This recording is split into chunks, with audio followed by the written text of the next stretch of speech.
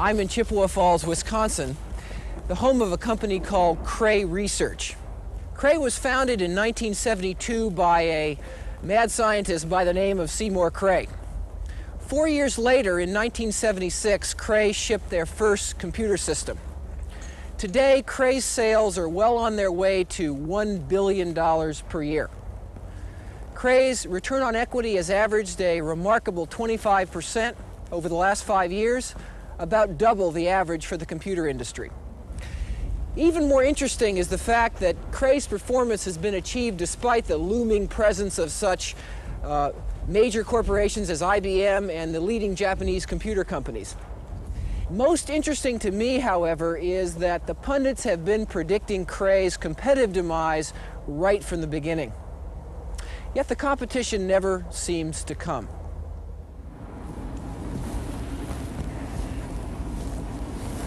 IBM, Digital Equipment, the major Japanese computer companies all produce very wide lines of computers, spanning from very small to very large machines. But Cray Research does not.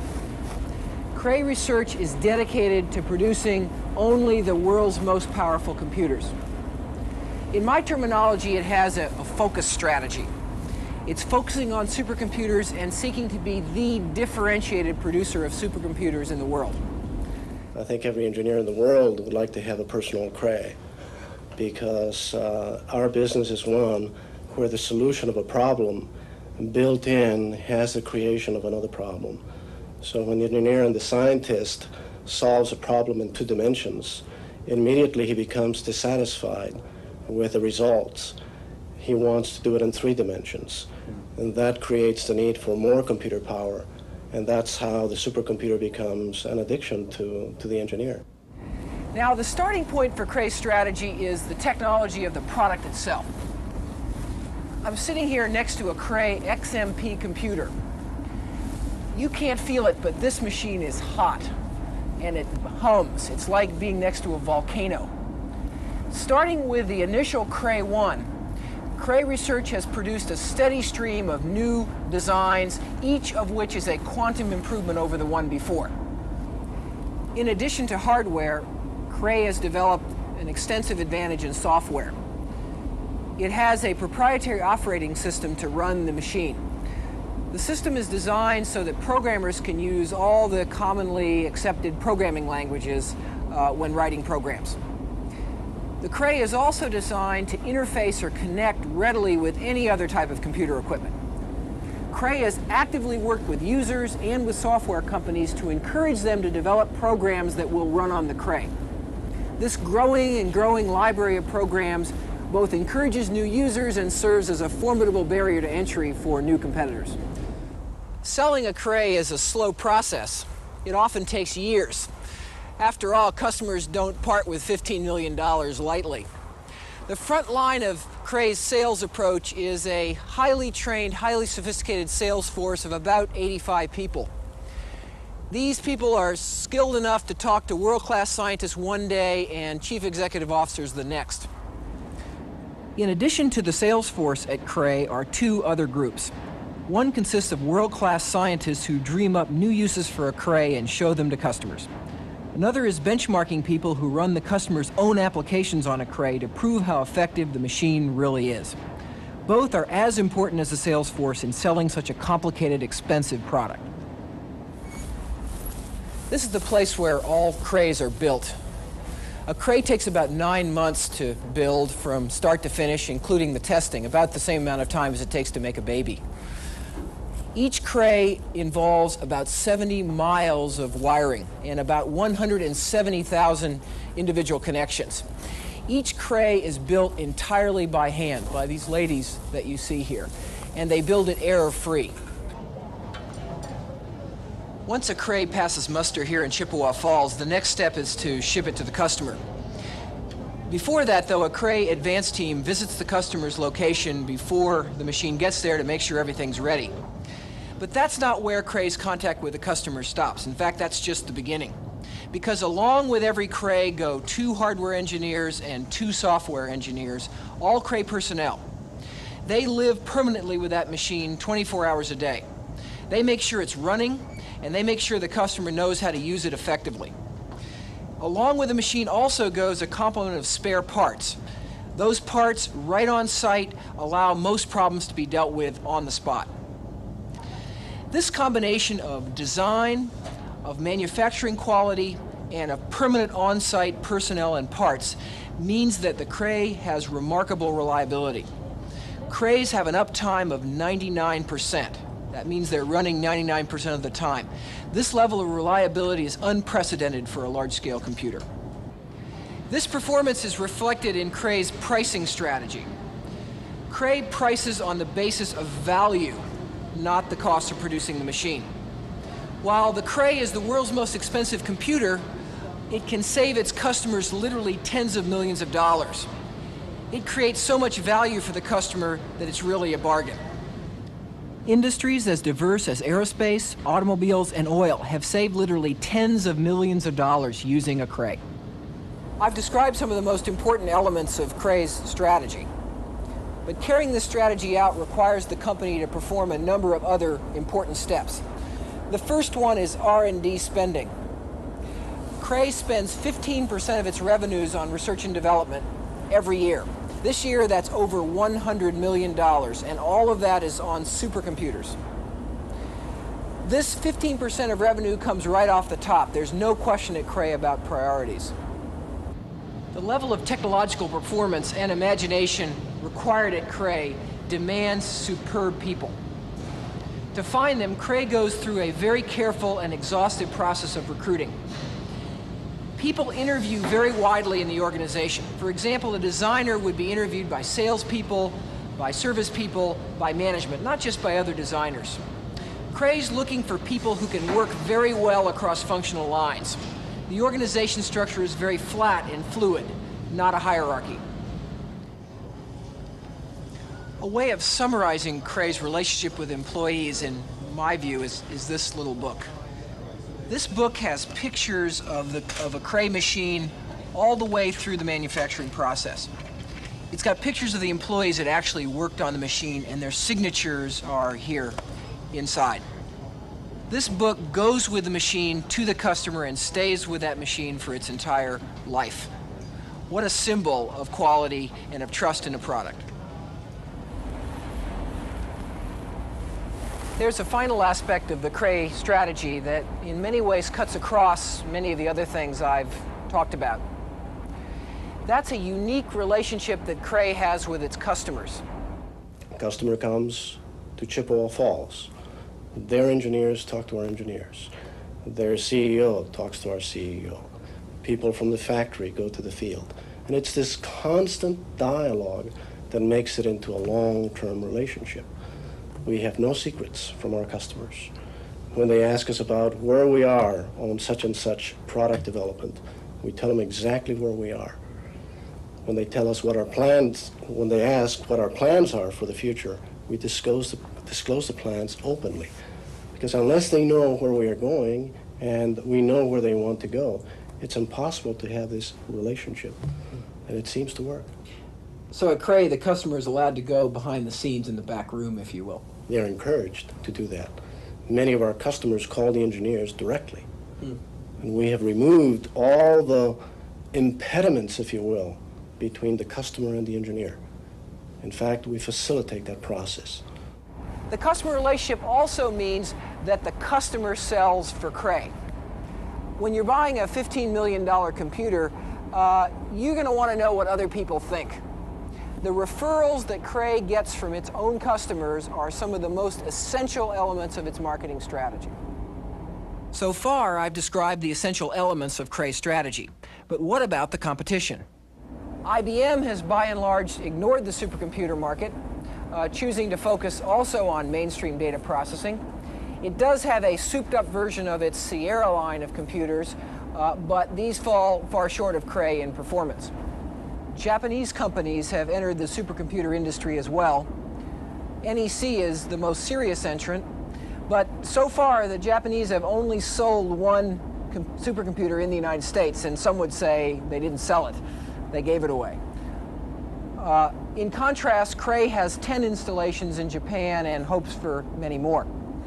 A final interesting development in the supercomputer world is the emergence of so-called mini supercomputers.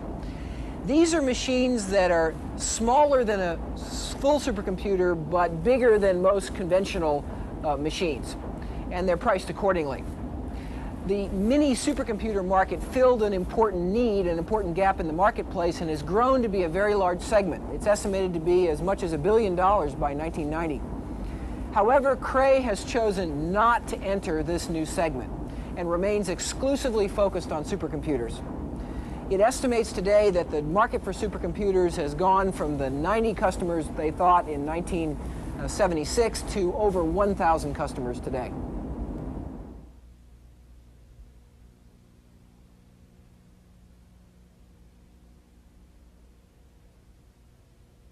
John, could we start with, in some sense, the most basic question about Cray? There's a vast computer industry out there with lots of different products and services.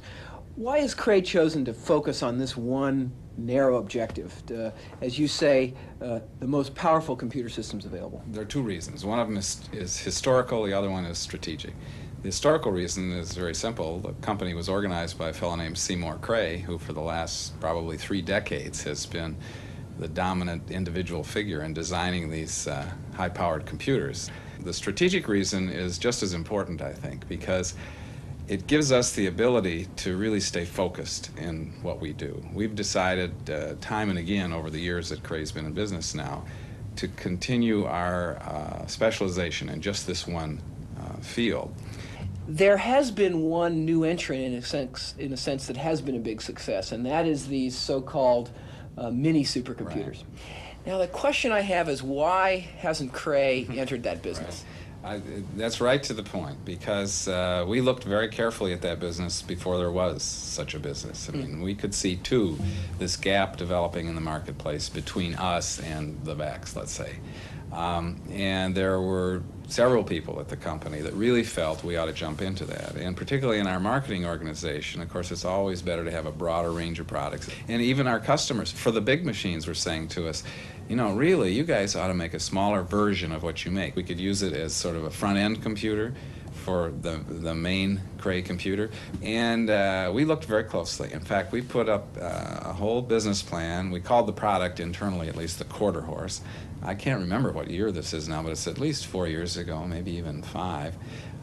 Well before there was a mini supercomputer company or market. We fleshed out the business plan, came up with a design, figured out how we could re-engineer our current product in different circuit technology to reduce the cost yet maintain good performance. We were essentially ready to go. We had all the blanks filled in. In the final analysis, when we took a look at it, we said, no, we're not going to do it. Because if we do it, there's a terrible risk that we divert our efforts, that we lose our focus, that we don't stay as committed to the top of the line as we currently are. It takes all of our attention and our resources just to keep moving ahead with the supercomputers, with this technology. So we said no. It gets at really the heart of the whole strategy, doesn't it? Because it's always easy to make the incremental add that seems very closely related, but eventually you wake up and you find out that you've lost the essence of your strategy. Exactly. And I think that this is a symbol of that issue. You've mentioned several times the organization at Cray and the control issues. How do you keep the organization onto this narrow target? Well, at least we spend a lot of time talking about it. I go around and talk about it. Other people go around and talk about it. People talk about it among themselves. I stand up in front of our people and say it all the time. Look, we go through this whole story and we say we're going to be very specific in what we do, and that allows us to be very general in our actual day-to-day work because we're so focused on this. But I say there are 2 major risks in this kind of a business strategy. Number one, and they grow out of perhaps the same thing, we define it in the mission statement as the most powerful computer system available in the world. That's a singular. There's only one number 1. So the first risk is if we don't make the most powerful computer in the world, we got serious problems here. Number 2, even if we do make the most powerful computer in the world and nobody wants to buy the most powerful computer in the world, we got another problem because we all like to eat, and it's the customers obviously that pay the bills, and so we're out of business. Yeah. Those are risks we take. They're out in front. They're not rational. I mean, you can easily come up with a case that says you should diversify and branch out into things and hedge your bets and cover economic ups and downs. Make sure if you're competitively get behind in one area, you got another area where you're ahead. That's the rational thing to do, and we reject that because we're going to take these two irrational risks. But by taking the two irrational risks, ironically enough, I think we maximize, in fact, I know we maximize the odds, number one, of our making the most powerful computer in the world, because we don't have a backup plan, we have no alternative, we like it here, therefore let's do this. And number two, by God, we're going to find somebody to buy them.